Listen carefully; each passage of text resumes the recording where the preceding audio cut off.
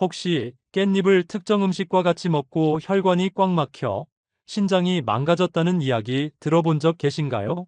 깻잎을 자주 챙겨 드신 분들은 깜짝 놀라셨을 텐데요. 향긋하고 쌉싸름한 맛 때문에 많은 사람들에게 사랑받고 있는 깻잎은 식탁의 명약이라고 불릴 정도로 굉장히 많은 영양소를 함유하고 있습니다. 그런데 이렇게 우리나라에서 사랑받고 있는 깻잎은 전 세계에서 유일하게 우리나라에서만 먹는 식재료입니다.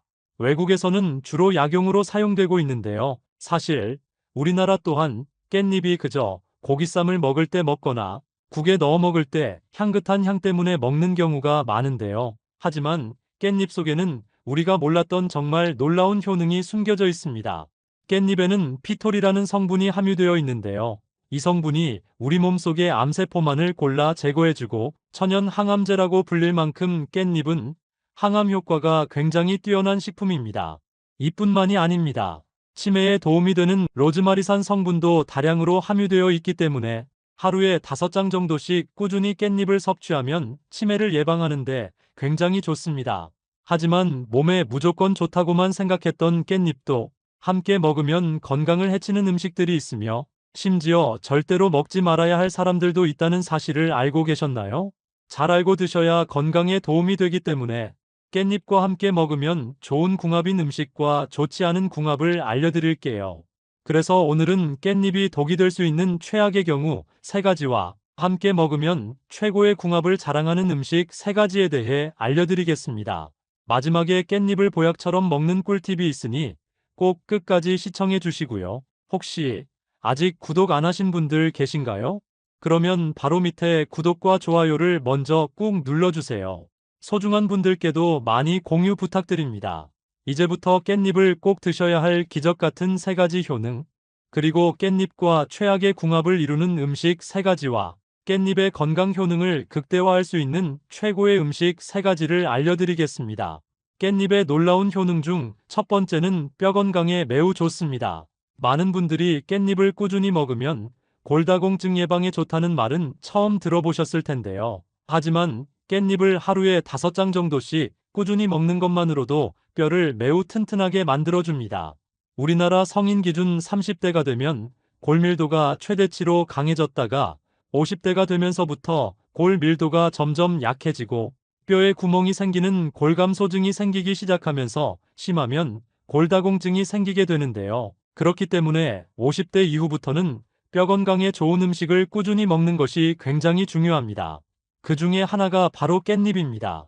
혹시 깻잎이 우유보다 칼슘 함량이 2배나 많다는 사실 알고 계셨나요? 깻잎 100g에는 240mg의 칼슘이 함유되어 있는데요.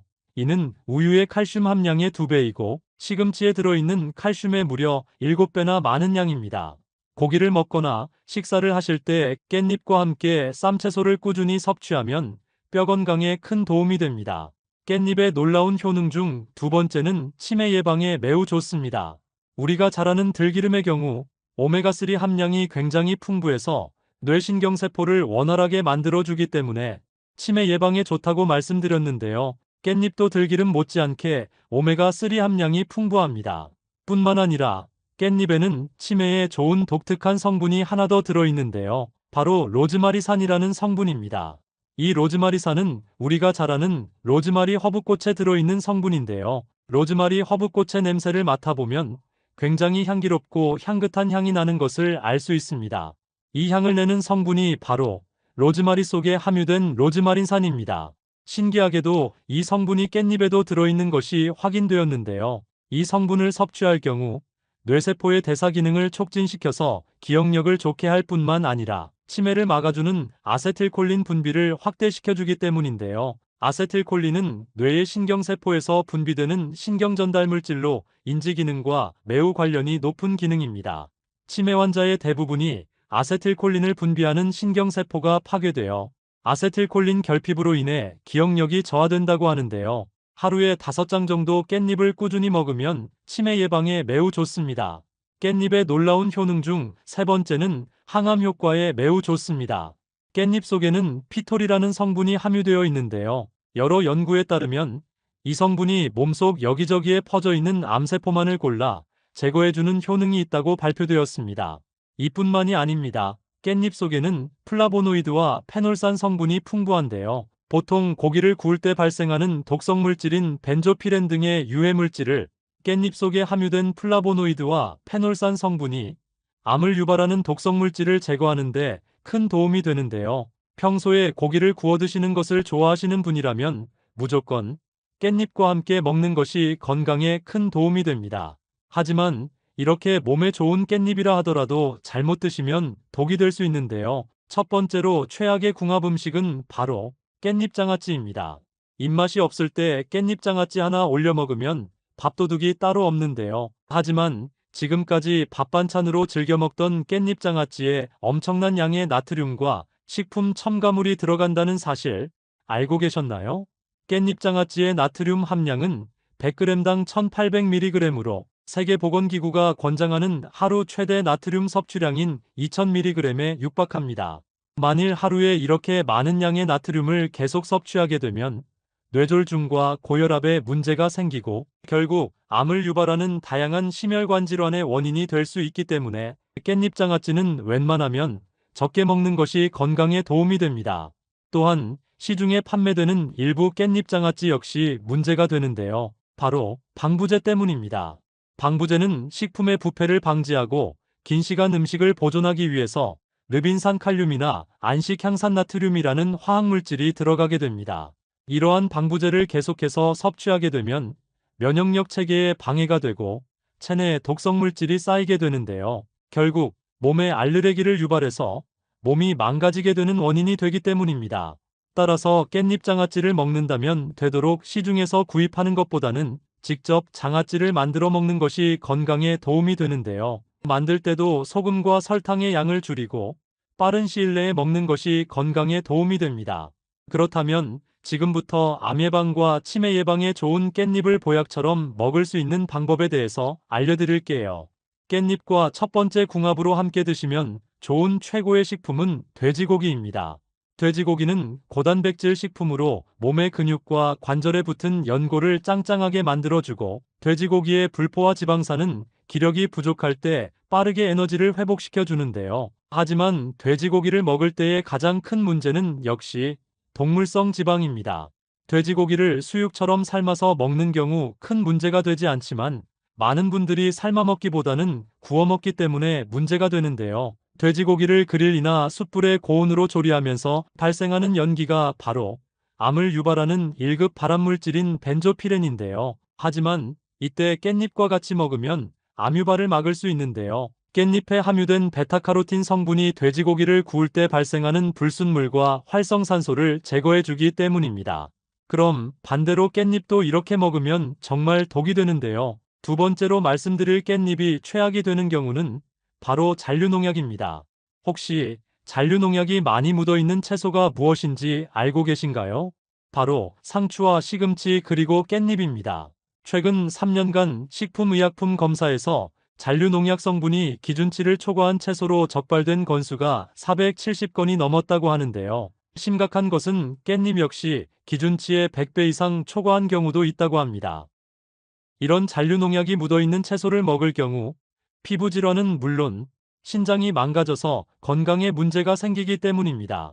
많은 분들이 착각하는 것이 마트에서 판매되는 다양한 채소를 대충 흐르는 물에 씻어 먹는 경우가 굉장히 많은데요. 문제는 이렇게 흐르는 물에 씻는다고 해서 잔류농약이 다 없어지는 것이 아니라는 것입니다.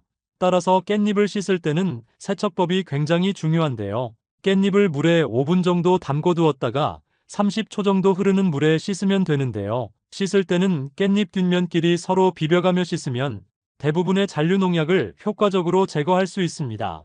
그럼 두 번째로 추천드리는 깻잎과 최고의 궁합이 되는 음식은 바로 두부입니다.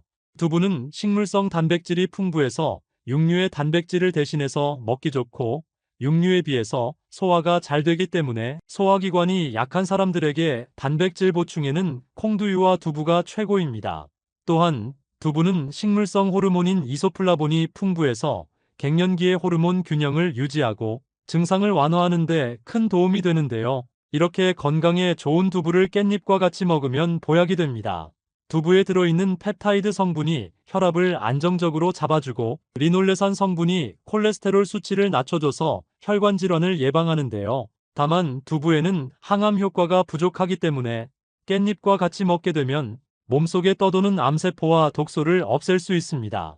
깻잎 속에 함유된 피톨과 베타카로틴 성분이 강력한 항산화 작용을 통해 몸속 독소인 활성산소와 염증을 싹 다 제거해 주기 때문입니다. 앞으로는 깻잎 두부 무침이나 깻잎 두부 조림을 해 드시면 건강에 큰 도움이 됩니다. 그럼 반대로 깻잎도 이렇게 먹으면 정말 독이 되는데요. 세 번째로 말씀드릴 깻잎이 최악이 되는 경우는 바로 신장이 약하신 분들입니다.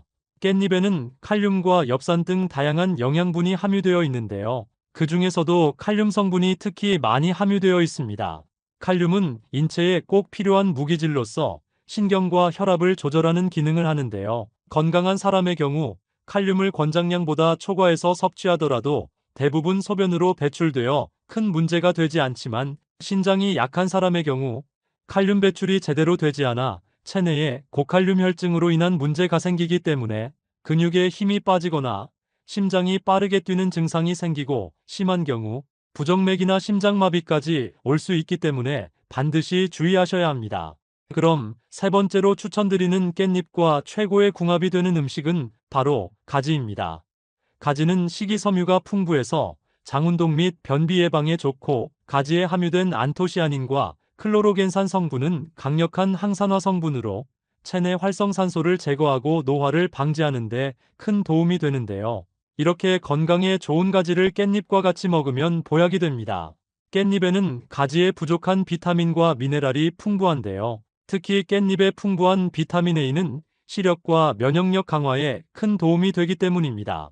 깻잎과 가지를 같이 섭취할 경우 체내에 유익한 세포를 보호하고 면역력도 키워주기 때문에 깻잎가지 볶음을 꾸준히 먹으면 건강에 큰 도움이 됩니다. 아삭한 식감과 부드러운 식감으로 한국 요리에서 빼놓을 수 없는 식재료인 가지는 나이가 들수록 소화가 잘 안 되거나 씹는 것이 불편하신 분들에겐 최고의 식재료인데요. 가지에는 나이가 들면서 건강에 꼭 필요한 모든 것을 다 가지고 있다는 사실 알고 계셨나요? 바로 가지에 풍부하게 들어있는 안토시아닌이라는 성분 때문입니다. 이 안토시아닌 성분은 항산화 물질로서 우리가 먹는 음식이나 바깥 공기 속에 들어있는 미세먼지 등의 안 좋은 물질이 체내에 들어왔을 때 유해물질을 중화시키는 역할을 하는데요. 젊었을 때는 항산화 물질이 자연적으로 생기지만 나이가 들면서 점점 사라지기 때문에 반드시 50대 이후로는 가지를 정말 잘 챙겨 먹어야 합니다.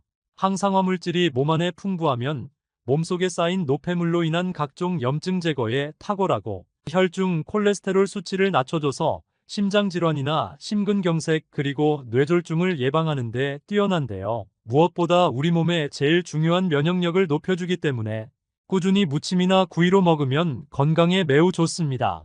하지만 몸에 무조건 좋다고만 생각했던 가지도 함께 먹으면 건강을 해치는 음식들이 있으며 심지어 절대로 먹지 말아야 할 사람들도 있다는 사실을 알고 계셨나요? 잘 알고 드셔야 건강에 도움이 되기 때문에 가지와 함께 먹으면 좋은 궁합인 음식과 좋지 않은 궁합을 알려드릴게요. 그래서 오늘은 가지가 독이 될 수 있는 최악의 경우 세 가지와 함께 먹으면 최고의 궁합을 자랑하는 음식 세 가지에 대해 알려드리겠습니다. 마지막에 가지를 보약처럼 먹는 꿀팁이 있으니 꼭 끝까지 시청해 주시고요. 혹시 아직 구독 안 하신 분들 계신가요? 그러면 바로 밑에 구독과 좋아요를 먼저 꾹 눌러주세요. 소중한 분들께도 많이 공유 부탁드립니다. 이제부터 가지를 드셔야 할 기적 같은 세 가지 효능, 그리고 가지와 최악의 궁합을 이루는 음식 두 가지와 가지의 건강 효능을 극대화할 수 있는 최고의 음식 두 가지를 알려드리겠습니다. 가지의 놀라운 효능 첫 번째는 면역력을 높여줍니다. 혹시 건강한 사람도 매일 수천 개의 암세포가 생긴다는 사실 알고 계신가요? 이렇게 매일 내 몸을 침투하는 암세포가 생기는데도 불구하고 암에 걸리지 않는 이유는 바로 면역력 때문입니다. 하지만 면역력이 저하되어 면역세포가 암에 대응할 수 없게 되면 바로 암세포가 한 곳에 자리 잡고 계속 커지면서 암이 발견되는 것입니다. 이처럼 바이러스로부터 내 몸을 지키는 최고의 방법은 면역력이라고 해도 과언이 아닌데요. 면역력이 떨어지면 암뿐만 아니라 성인병에도 잘 걸리고 그로 인한 사망률도 높아지게 됩니다. 그렇다면 면역력이 떨어지는 원인은 무엇일까요? 평소에 식단이 불규칙하거나 운동을 하지 않고 여러 걱정으로 인한 스트레스가 주 원인이라고 볼 수 있습니다. 또한 이런 원인이 아니라 하더라도 50대 이후부터는 자연스럽게 자가 면역 세포가 없어지면서 면역력이 떨어진다고 보시면 되는데요. 면역력이 떨어지게 되면 첫째로 감기나 독감에 잘 걸리게 됩니다. 특히 기온차가 큰 환절기나 추운 계절엔 주의하셔야 합니다. 둘째로 피부병에도 쉽게 잘 걸리는데요. 염증으로 인한 두드러기와 가려움증이 나타나며 대상포진 같은 질병이 생길 수 있기 때문에 평소 체력 관리를 잘 하셔야 합니다. 셋째로 식중독에 걸리기 쉽고 잘 낫지 않아 증상이 오래가기 때문에 주의하셔야 합니다. 그렇다면 면역력을 키우려면 어떻게 해야 할까요? 세 가지만 기억하시면 되는데요. 식사, 운동, 수면입니다. 면역세포를 만드는데 중요한 단백질을 섭취하고 면역세포를 튼튼하게 만드는 비타민과 항산화 성분이 많이 함유되어 있는 가지와 채소를 꾸준히 섭취하는 것이 좋은데요. 하지만 지나치게 달거나 짜고 기름진 음식은 섭취를 줄이는 것이 좋습니다. 또한 평소 산책이나 조깅을 해서 가볍게 땀을 흘릴 수 있을 정도의 운동을 꾸준히 하셔야 합니다.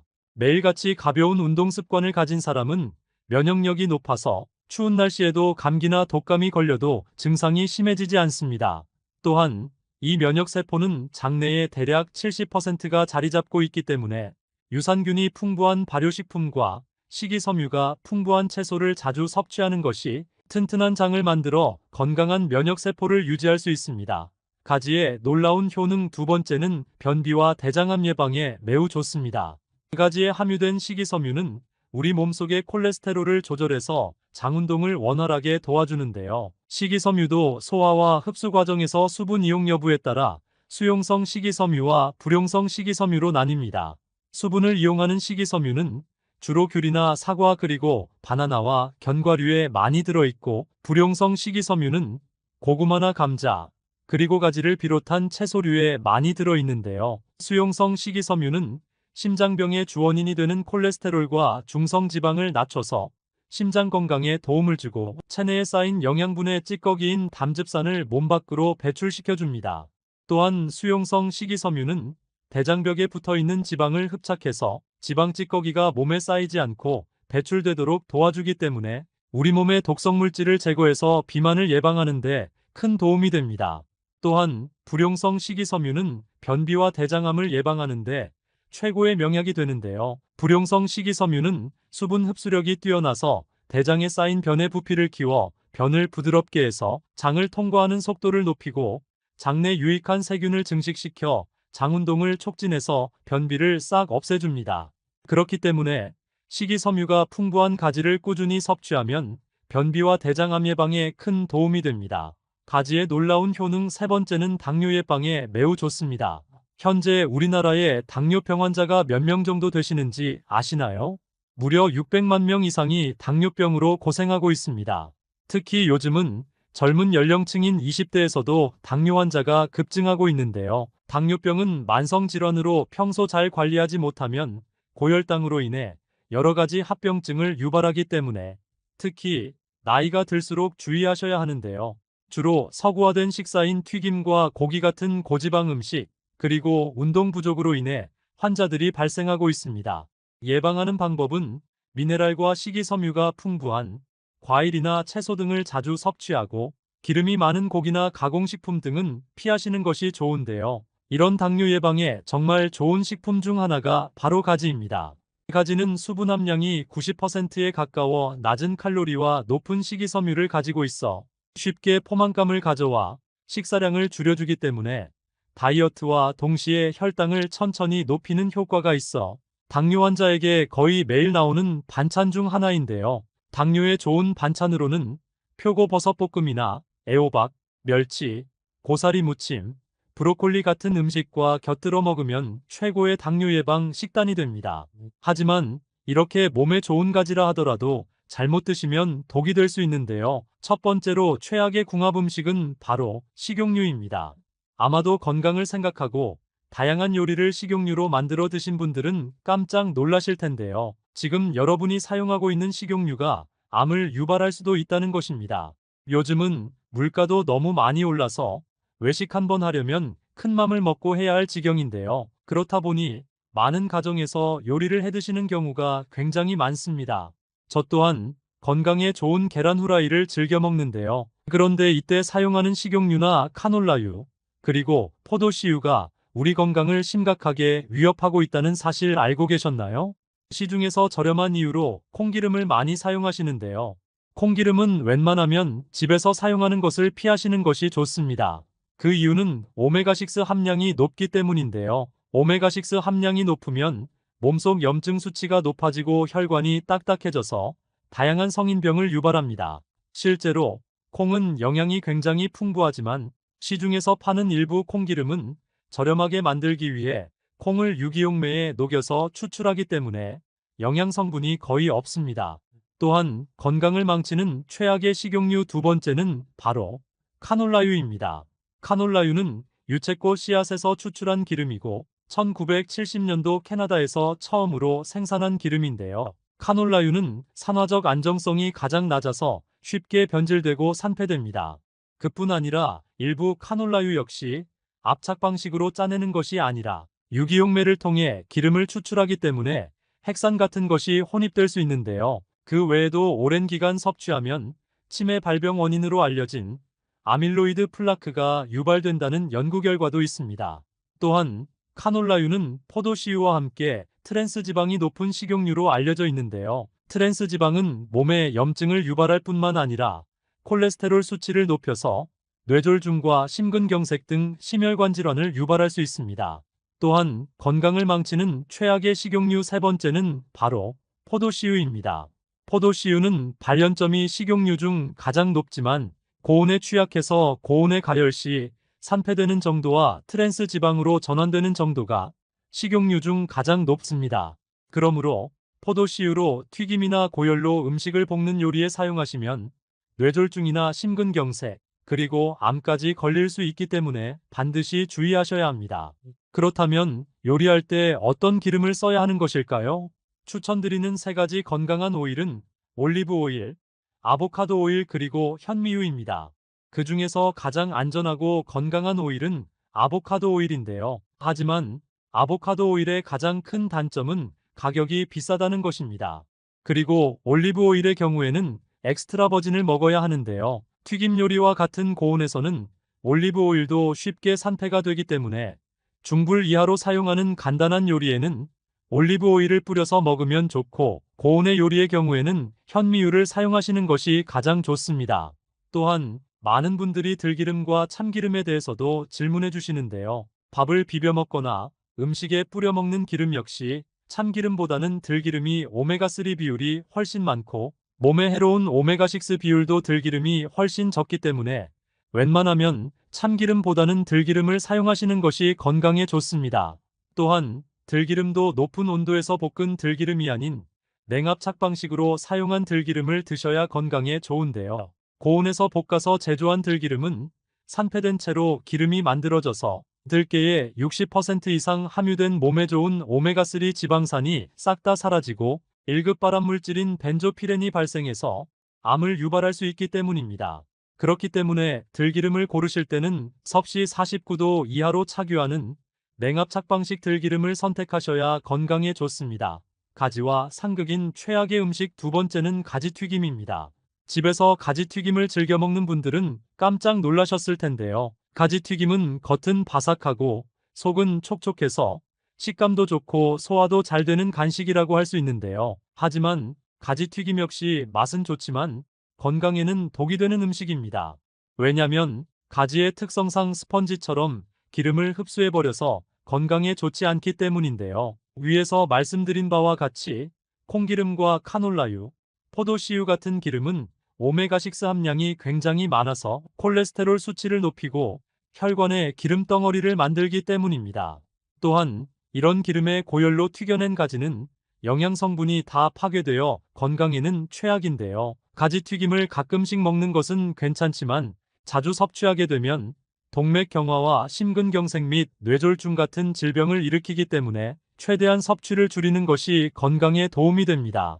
그렇다면 지금부터 암 예방과 치매 예방에 좋은 가지를 보약처럼 먹을 수 있는 방법에 대해서 알려드리겠습니다. 가지와 첫 번째 궁합으로 함께 드시면 좋은 최고의 식품은 들기름입니다. 들기름은 은은한 황금빛을 띠며 다른 식용유와는 구별되는 색깔과 고소한 향이 특징입니다.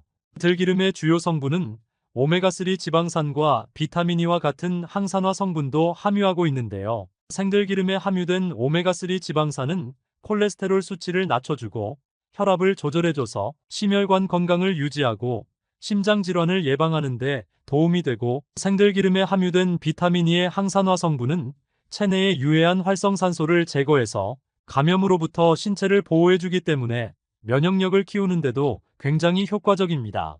이렇게 몸에 좋은 들기름을 중불에 살짝 볶은 가지에 한 숟가락 정도 뿌려서 먹으면 장 속에 묵혀있던 숙변과 독소 찌꺼기를 배출해줘서 장 청소를 해주기 때문에 장내 염증 위험이 싹 사라져서 대장암 예방에 큰 도움이 됩니다. 다만 들기름도 고열에 볶아서 짜낸 들기름이 아닌 섭씨 49도 이하로 착유하는 냉압 착방식 들기름을 꼭 섭취하셔야 합니다. 가지와 두 번째 궁합으로 함께 드시면 좋은 최고의 식품은 바로 마늘입니다. 혹시 요즘 들어 미세먼지와 각종 대기먼지 때문에 기관지에 문제가 생기는 분들이 굉장히 많은데요. 이러한 나쁜 공기질은 호흡 기질환뿐 아니라 심혈관 질환과 뇌졸중 및 암까지 유발할 수 있는 굉장히 위험한 오염물질입니다. 미세먼지의 크기는 머리카락 굵기의 70분의 1 정도 수준으로 작아서 코털이나 기관지, 점막으로 걸러지지 않고 폐에 깊숙이 침투하는데요. 문제는 미세먼지 속에 포함된 중금속입니다. 중금속이 몸속에 축적되면 만성질환을 유발하고 심각한 경우에는 사망에 이르기도 하는데요. 중금속은 체내에서 쉽게 배출되지 않고 장기간 축적되면서 여러 가지 건강 문제를 일으킵니다. 특히 나이가 들수록 면역력이 약하기 때문에 미세먼지로부터 우리 몸을 보호하고 중금속을 해독하기 위한 건강한 식습관이 매우 중요한데요. 이런 중금속을 해독하는 매우 귀한 음식이 바로 마늘입니다. 옛날부터 약으로 사용되어 온 마늘은 10가지가 넘는 엄청난 효능을 가지고 있는데요. 특히 마늘의 유효 성분인 알리신은 면역력을 키우고 혈관을 청소해주며 암을 예방하는 항암작용과 몸속에 쌓여있는 중금속을 싹 배출하는 놀라운 효능을 가지고 있습니다. 그렇기 때문에 가지와 마늘을 같이 중불에 볶아서 먹게 되면 저렴한 가격으로 천연 치료제를 집에서 만들어 먹게 되는 것인데요. 하지만 아무리 몸에 좋은 가지와 마늘이라 하더라도 너무 많이 먹게 되면 몸에 해로울 수 있습니다. 가지에 함유된 식이섬유는 많은 효능을 제공하지만 과도하게 섭취할 경우 속에 가스가 차거나 복부 팽만감 또는 소화불량을 유발할 수 있기 때문에 하루에 가지 1개 정도까지만 섭취하는 것을 권장드립니다.